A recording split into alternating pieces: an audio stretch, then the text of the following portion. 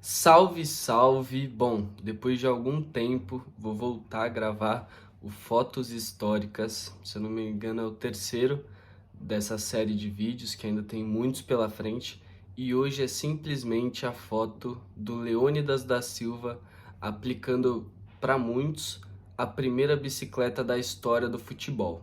Tá entrando aí na tela essa foto ficou muito conhecida justamente por esse motivo, né? Muitas pessoas acreditam que essa foi a primeira vez que um jogador fez a bicicleta na história do esporte. Tem gente que fala que foi o jogador Petronílio de Brito, que era um brasileiro, que teria feito na década de 20, e também tem gente que acredita que foi o chileno Ramon Unzaga, que também fez ali na década de 20, inclusive por isso que nos países de língua espanhola a bicicleta é chamada de chilena, por conta desse jogador, mas aqui no Brasil é praticamente que veredito de que a primeira bicicleta da história foi feita pelo Leônidas da Silva em 1932. Né? Ele teria feito essa jogada num jogo contra o Carioca, atuando pelo Bom Sucesso, e isso tomou proporções gigantescas porque era algo que não era nada conhecido, pouquíssimas pessoas tinham visto isso na vida, né? Era uma jogada totalmente nova, e ele foi meio que apadrinhado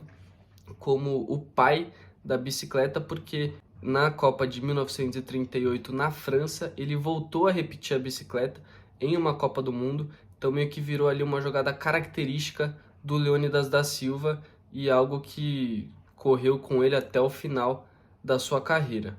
Para quem não sabe, o Leônidas da Silva era praticamente o maior ídolo do futebol brasileiro na era pré-Pelé. Ele chegou a jogar duas Copas do Mundo, a Copa de 1934 e a Copa de 1938, mas por incrível que pareça, isso não foi suficiente para tornar ele conhecido, até porque o momento que ele mais jogou futebol, que foi ali na década de entre 40 e 50, ele não disputou nenhuma Copa do Mundo porque foi justamente o momento em que estava acontecendo a Segunda Guerra Mundial, né? Então a Copa do Mundo foi paralisada, não aconteceu mais o evento, ele acabou terminando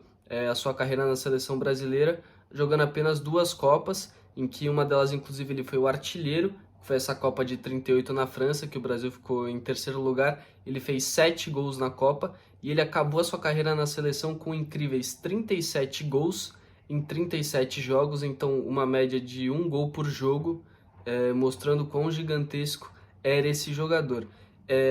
Atuando em clubes profissionais, né, assim como eu falei, ele começou ali no Bom Sucesso no Rio de Janeiro, jogou também no São Cristóvão, mas os dois clubes que ele foi mais ídolo foi no Flamengo, no Rio de Janeiro, e posteriormente no São Paulo. No Flamengo ele fez incríveis 142 gols na sua passagem, e no São Paulo ele ficou 8 anos, jogou 212 jogos e fez 144 gols, e ele é até hoje o oitavo maior artilheiro da história do São Paulo. Inclusive, esses dois clubes fizeram uma linda homenagem para ele quando seria o seu aniversário de 100 anos, né? Em 2013, o Leônidas da Silva faria 100 anos de idade e o Flamengo jogou um jogo estampado ali atrás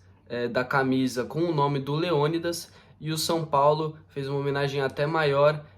disputou um jogo de Campeonato Brasileiro com uma camisa retrô, idêntica da época do Leônidas da Silva, tá entrando aí na tela. Então realmente é uma idolatria muito grande que esses clubes têm pelo Leônidas da Silva, mas por fazer já quase 100 anos da história desse jogador, muita gente não conhece ou nunca foi atrás, nunca viu os lances, mas ele realmente é um jogador que devia estar mais presente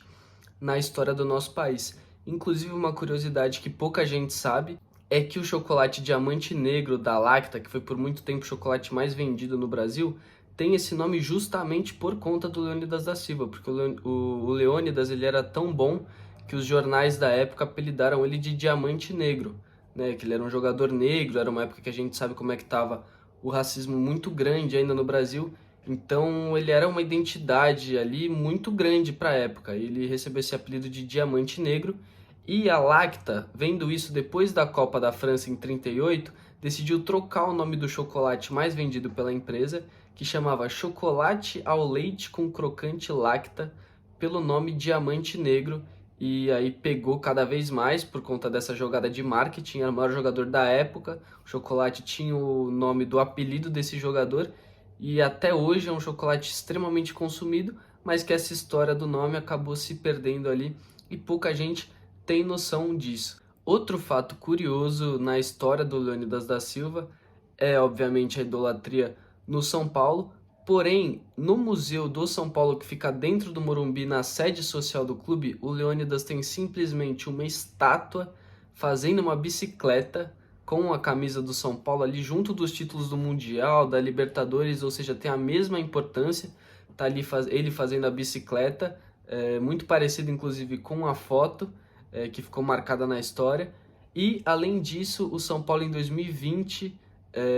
criou um novo mascote oficial do clube, que juntamente ali com o Santo Paulo fica nos jogos do São Paulo, que é o Diamantinho, que é uma clara referência ao Leônidas da Silva, ao Diamante Negro, e é um mascote que mostra ali uma identidade, uma idolatria muito grande do Leônidas da Silva com o São Paulo. Né? Infelizmente, o Leônidas da Silva faleceu em 2004, decorrente ali de complicações de um Alzheimer que ele tinha já mais de 20 anos. Ele acabou se aposentando do futebol em 1951. A gente tem poucos números sobre a carreira total do Leônidas, porque era uma época extremamente diferente, a contagem era muito diferente. Então a gente tem poucas estatísticas sobre quantos gols e quantas assistências ele fez, mas o que a gente sabe é que ele foi um grande craque e, para mim, não tô nem ligando pro chileno lá, para mim o Leônidas da Silva foi o inventor e sempre será o inventor da bicicleta. Então é isso, se você curtiu essa história, deixa o like e comenta.